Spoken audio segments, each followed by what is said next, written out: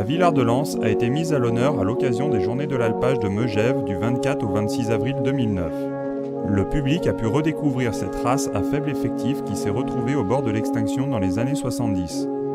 4 éleveurs passionnés du massif du Vercors et de son piémont étaient présents. On retrouve donc aujourd'hui la Villard de Lans aux côtés de l'Érins et de l'Abondance, 3 vaches avec des objectifs communs dans le cadre de l'organisme de sélection des races alpines réunies. Donc au départ c'était une structure qui s'était organisée avec l'Abondance et l'Érins, et puis la race Villard nous a rejoint quelques semaines plus tard. Donc on est très fiers d'avoir 3 races autour de nous maintenant pour être plus forts ensemble. Pour construire, on a des objectifs communs, c'est-à-dire d'avoir des races de montagne, des races rustiques. On a une notion un petit peu de race produit terroir en commun. C'est une race qui a énormément de facettes à développer et à exprimer. Donc bravo à cette race et j'espère qu'on va faire de grandes choses ensemble. Et puis j'espère aussi que le pays du Vercors notamment va les soutenir énormément dans leurs projets, ainsi que l'OS. L'OS s'est concrétisé, là on a eu l'opportunité, donc la loi de modernisation agricole, il fallait modifier toutes ces associations. De l'UPRA, ils sont passés en OS, ça demandait beaucoup de travail, ça en demandera encore je pense, parce que ça ne fait pas l'unanimité des éleveurs, tout le monde n'a pas compris l'intérêt d'être en OS. Mais aujourd'hui, je veux dire, il faut faire des économies de moyens, donc je pense qu'on n'avait pas d'animateur spécifiquement sur la race, l'UPRA Abondance savait très bien le faire. Les Reims étaient un peu dans le même cas que nous, n'avaient pas d'animateur, étaient désireuses de se développer aussi, donc on s'est dit pourquoi pas. Et ces 3 races, c'est quand même l'arc alpin, c'est le même, enfin, on peut considérer que c'est un même territoire, c'est des mêmes thématiques.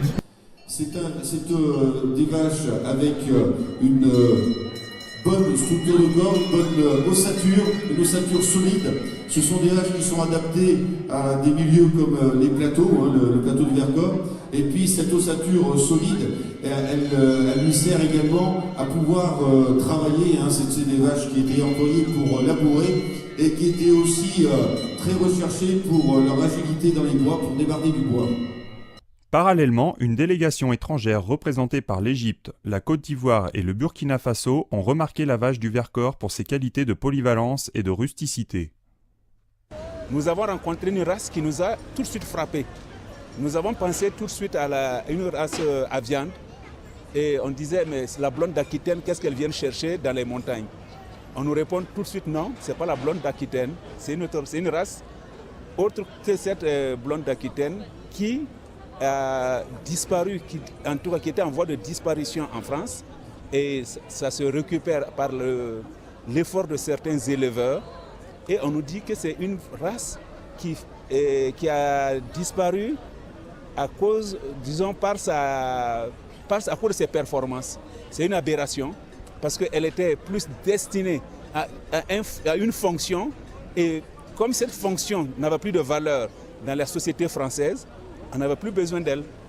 Donc malgré ses potentialités, elle était vouée à disparaître. Mais je crois que certains paysans ont compris, non, il ne faut pas laisser partir une richesse de ce genre. Mais cette richesse, pour les pays en voie de développement, peut être quelque chose à bien valoriser, notamment dans la traction animale. Si on pouvait faire un transfert d'embryon pour avoir une vache ou un taureau de cette race, ça nous arrangerait parce que déjà c'est des animaux de trait et des animaux à double rentabilité. Non seulement elle produit du lait et elle peut être utilisée pour la culture. Donc pour les fermiers qui ne sont pas encore mécanisés, nous pensons que c'est le produit qu'il faut.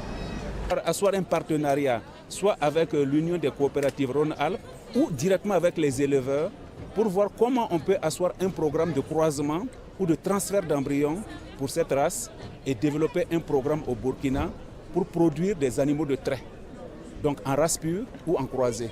Donc c'est une réflexion qui est en cours et nous allons la mener avec les uns et les autres. L'Union des coopératives d'élevage Alpes-Rhône, avec les races Abondance et Tarentaise, est à l'initiative de programmes d'amélioration génétique des cheptels des pays où l'agriculture vivrière est majeure. Les Journées de l'Alpage de Megève ont donc peut-être ouvert de nouvelles pistes à la race Villard de Lans.